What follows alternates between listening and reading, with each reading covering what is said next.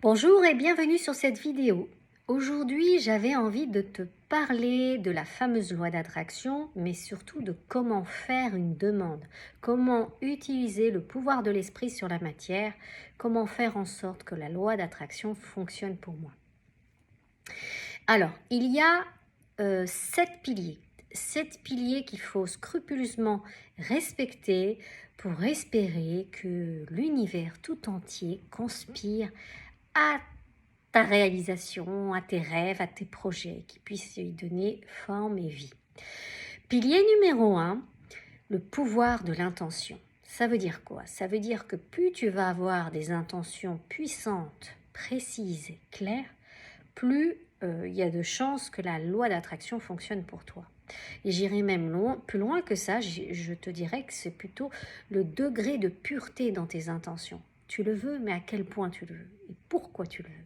Donc c'est vraiment te poser sur ces puissantes intentions et demander à en vivre l'expérience. D'accord? Pilier numéro 2, le pouvoir du focus. Souvent, vous êtes en train de demander des choses et tout, et puis finalement, vous passez d'une chose à l'autre. Et ça, c'est très mauvais. C'est que si vraiment, l'idée, c'est de porter, par exemple, 3 puissantes intentions et d'avoir le focus uniquement sur ces 3 puissances. Le focus va te donner, comment dirais-je, de l'énergie et va te permettre d'attracter tout ce qui correspond à ta demande en fait. Et plus tu seras focusé, mieux ce sera.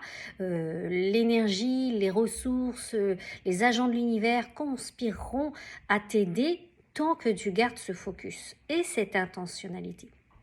Le pilier numéro 3, le pouvoir du verbe. Qu'est-ce que je veux dire par là? Le verbe est créateur. Qui évoque, invoque. C'est ce qu'on dit souvent.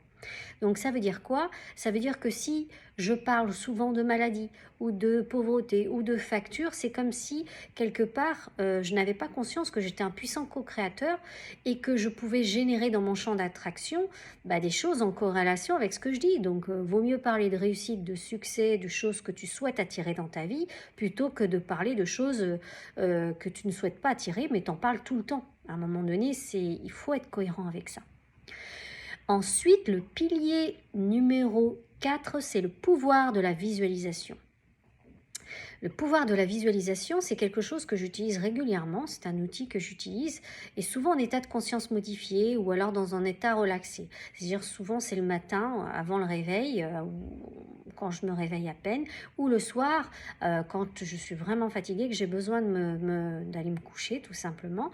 J'utilise le pouvoir de la visualisation. Je visualise et je co-crée dans l'astral des choses. Et plus je vais tous les soirs et tous les matins retourner dans l'astral pour pouvoir voir concrètement ce que je veux nourrir, je vais l'affiner, je vais le tisser, je vais encore le compléter, le recompléter. L'idée, c'est pas de créer des choses et puis après d'écraser ces choses et de recréer autre chose. Non, vous partez de cette visualisation unique et vous en faites un chef-d'œuvre visuel. De manière à ce qu'à un moment donné, quand cette création sera créée dans l'astral, elle sera suffisamment nourrie, elle pourra naître sur le plan physique. Mais pour ça, elle a besoin d'être nourrie en énergie par la visualisation. Ok? Le pilier numéro 5, le pouvoir des émotions. Bien évidemment, si tu visualises avec une énergie de crainte, si tu visualises avec une énergie faible, en fait, il y a peu de chances que ça puisse comment dirais-je, arriver. Il faut vraiment que tu aies des vibrations hautes et donc la qualité de tes émotions est une qualité qui doit être importante. Plus tu veilleras à être dans cette qualité émotionnelle positive, et mieux ce sera, ça pourra agrémenter, ça pourra renforcer tes visualisations. Ok? Pilier numéro 6, le pouvoir de la foi. Bien évidemment, tu demandes des choses, tu le veux de tout ton cœur, de toute ton énergie, de toute ton âme. Il est important que tu puisses te connecter à ta foi parce qu'avant de pouvoir Le voir, il faut le croire. Et donc, il faut nourrir cette croyance en toi. Par la foi, au fait que l'univers est là pour toi, que la vie est là pour toi, que ton âme, que les hautes fréquences vibratoires de ton être, les guides spirituels les plus élevés, tes anges gardiens, tes guides sont tous là pour t'aider et pour veiller à ce que tu aies le meilleur. Donc, cultive la foi, débrouille-toi comme tu veux, mais nourris cette foi, que ce soit par des lectures inspirantes, par des vidéos, mais nourris ce pilier numéro 6. Et pilier numéro 7, ça je t'en ai déjà parlé dans une autre vidéo, le pouvoir du karma. Oui, tu demandes des choses, mais il va falloir dans un premier temps veiller à ce que les dettes karmiques ne viennent pas contrecarrer ta demande.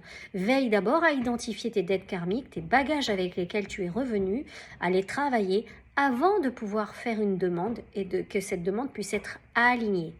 Si tu respectes ces 7 piliers, pilier numéro 1, le pouvoir de l'intention, pilier numéro 2, le pouvoir du focus, pilier numéro 3, le pouvoir du verbe, pilier numéro 4, le pouvoir de la visualisation, le pilier numéro 5, le pouvoir des émotions, le pilier numéro 6, le pouvoir de la foi, et le pilier numéro 7, le pouvoir du karma. Si ces 7 piliers sont respectés, je t'assure qu'il y a de grandes chances pour que tu deviennes un puissant co-créateur et que tu puisses visualiser, créer dans la matière tout ce que tu souhaites attracter. Je te dis donc à bientôt.